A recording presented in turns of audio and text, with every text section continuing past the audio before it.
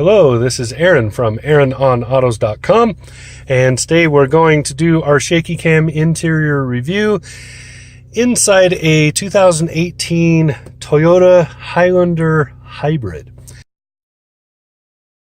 So this is the hybrid version of the three-row crossover from Toyota. We have, trying to remember the last time I was in a Highlander. I believe the standard gasoline one I've been in the 2018, but I don't think I did a video. The last time would have been probably a couple of years ago. If I remember and if I can find that, I will link it down there. So this is more or less the same as the standard Highlander, except it has Toyota's hybrid synergy drive, and they change a couple of things in the vehicle to go with that, namely what you're seeing as the driver and what's available on the infotainment and car information screens. Otherwise, this is pretty much exactly the same as the Highlander 3-row.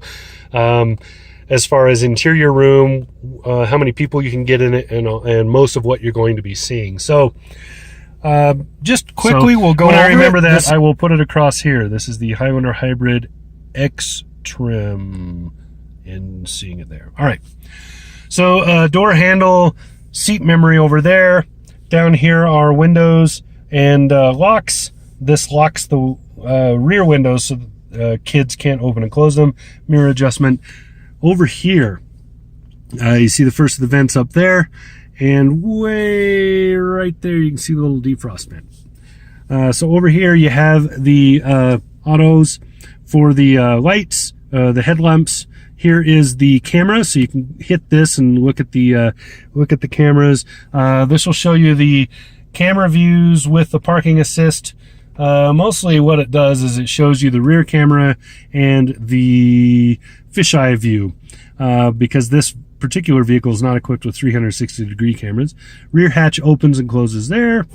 And down here, these are fairly obvious, I think.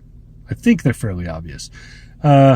Windscreen there, steering heat, and park thingies. Over here is your little, I guess, stash spot. It's a good spot to drop change. That's about the only thing I can think of that will fit in there. There really isn't much else.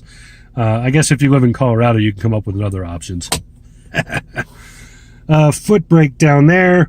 Hood release right there. Fuel release. You gotta, that one takes a minute to get used to, but that's what you push to pop open the fuel, so you can refuel. Aha. So looking at the steering wheel now.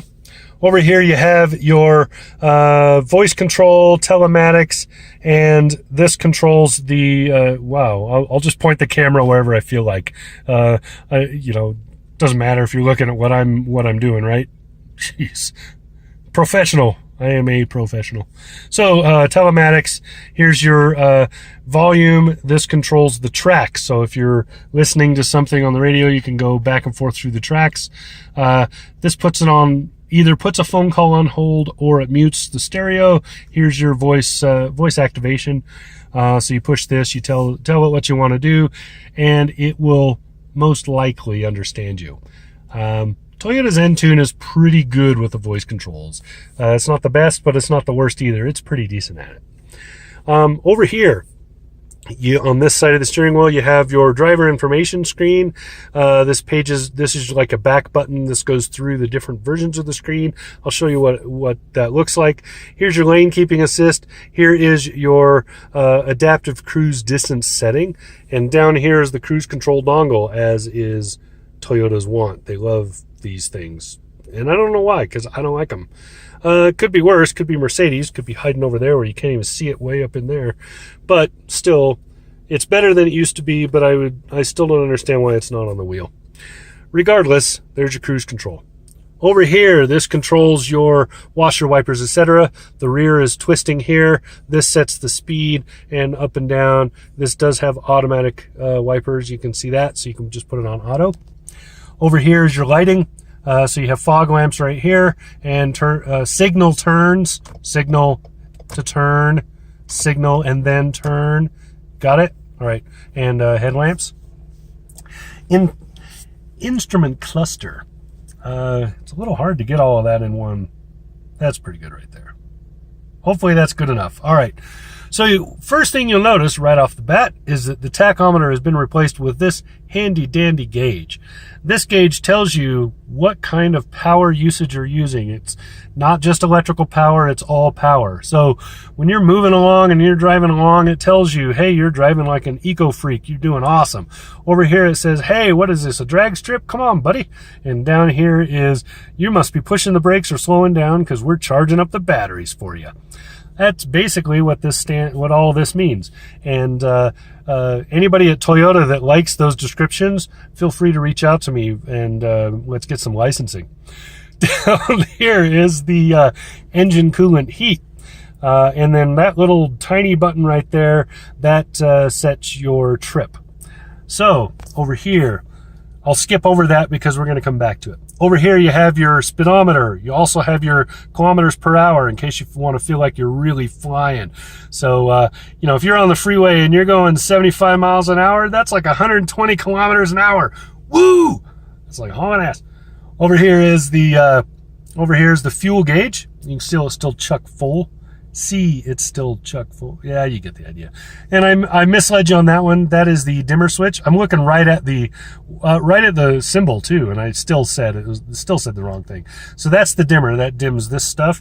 This over here is the odometer. So that little button there runs the trip and whatnot. Now, driver information screen.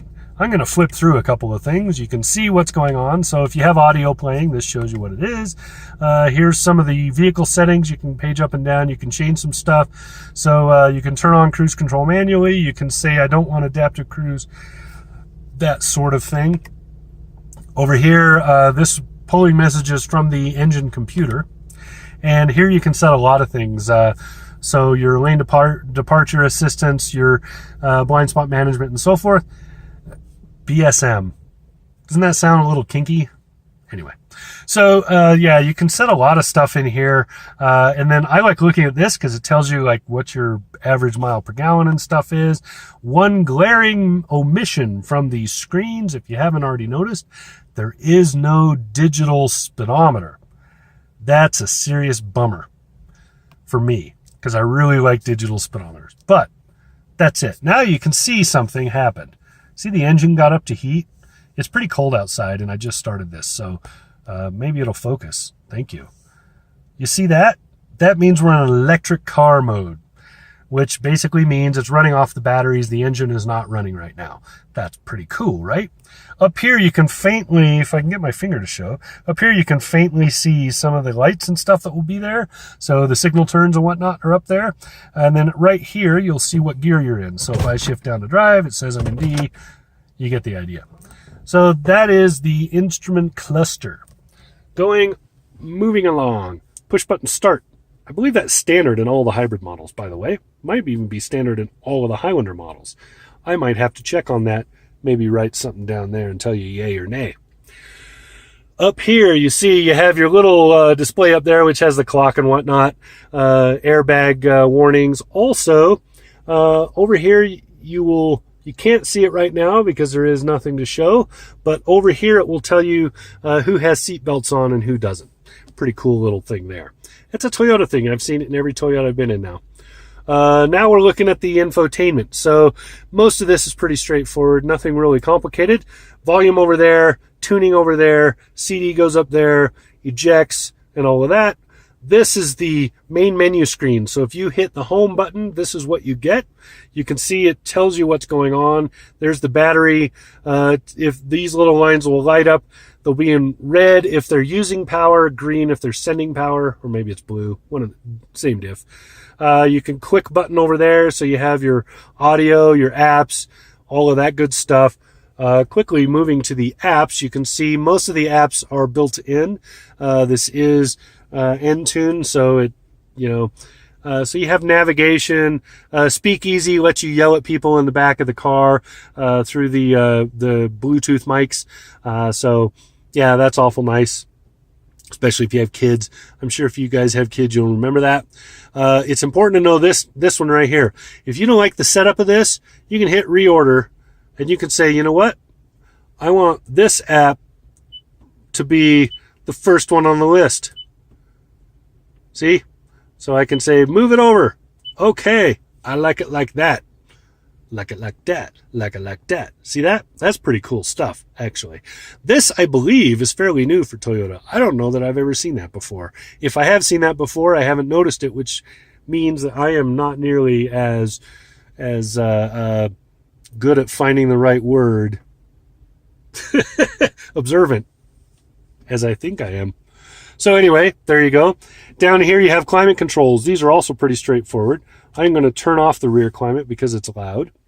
But anyway, here you have all the climate controls. They're pretty straightforward. Auto's settings there. So when you turn that on, automatically set your settings to my favorite and runs the climate accordingly. Push this, shuts it off. Here's your defrosters, nice convenient location. Here's your Duke's lights, and so on. These are pretty straight. I don't think I need to explain anything. Rear climate is here. You turn it off and on and off with that. You set the temperature here. Very easy. Don't have to know very much to make that work. Now, here is one of the highlights of the Highlander. You see this? Kind of looks like a mouth when I hold the camera like that. See, you got two eyes, you got a mouth. Get it? It is, about Halloween time, so everybody's thinking about pumpkins. Down here, this is a great thing. You stick your phone in here. This has a hole right here. You can run a cord through and plug it in down in there. So you can have your phone jammed in where that is. This pops out, by the way, so you can just pull it out, get it out of the way if you need to, and then put it back in, snaps into place. Lots of space to just throw things. Really cool. I like that they did this. I wish it was a little more rubberized, but as it is pretty good. Things don't tend to slide too much. Down there, you got your glove box. Over here, so the plugs I mentioned down there, you can see them. There's a lot of them. Pretty awesome, huh? So you got fast charging USBs over there. You got the data USB over there. Should point that out. That is the only one that will accept your phone as a data plug-in. So, Android Auto or whatever, that's what you're going to be needing. Down there is that. Come to think of it, I don't even remember if this car has Android Auto. Now I have to look that up and put that in here. Jeez. Aaron, highly informed about the Toyota Highlander. Lots of details in Aaron's knowledge. Oy. All right, drink holders, big, beefy ones. You can put giant American Big Gulps in them. This comes out and flips around, moves around, or tosses as you wish. Kind of like that. These things tend to get broken. Just FYI, most people, they changed them so they're up and down now. They used to face a little bit different, and they used to get broken every time. Now, maybe not so much. Shifter is here. Pretty obvious how it works. Down here, your bun warmers and coolers. So you just turn it, and there you go. And then it tells you if it's on. So if I do this, bun warmers on. If I put it in the neutral spot, nothing's happening. Put it over here, coolers are on. So that's pretty easy. This is an interesting glove box, or glove box. I don't know. What do they call these now? Center console storage? Something like that. Anyway, this is an interesting one because this pushes down and gives you access just to the front, because occasionally, I guess, you're just going to want access to the front. And then you can do this and get access to the back, or you can open the whole damn thing and get access to everything. I guess if you have this little tray up front and you just need access to that, that's a good thing. So, you could drop your phone or whatever in there, have the cord coming out, and then you could close this over the cord, I guess. I don't know. This is an interesting design, but I think I've made it fairly obvious that I really don't understand what the point of this versus just something that opens is. But, okay, it also makes it a terrible armrest. Just pointing that out, too. One of the few flaws in the Highlander is this idea. I don't know what. So here you see your vented and whatnot seats, and kind of a pretty interior. I like this. So you kind of have this mahogany looking thing going on. Then you have this sort of brushed tacky aluminum. I don't know what to call it. It's not quite nickel. That nickel is more like this.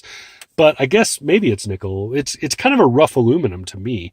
And then you're looking down and you see the color tones as they change. That's pretty cool. The roof has the ceiling, I should say, has this lighter material. So everything kind of comes together. It's kind of pretty. And then you can see the 3 rows of seating with captain's chairs in this model. So we have complete seating for 7 in this vehicle and a pretty good amount of cargo space behind that third row, which is pretty nuts. This does not have an entertainment center for the second row, and a few other little things that are possible in this vehicle. But this is a really well done vehicle. I like the Highlander. It is one of my favorite family crossovers. The hybrid model, as with all Toyota vehicles, is the better option. So Toyota seems to have they're just better at making hybrids. So their gas cars are okay. Their hybrids are even better.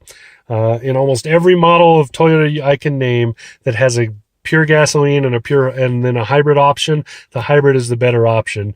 They always drive better. They always just feel better. And then you get tons of fuel economy. And Toyota's hybrid premium is pretty low nowadays. So not too shabby. This, again, has been Aaron from AaronOnAutos.com. And this has been the 2018 Toyota Highlander Hybrid. All right. Talk to you again soon.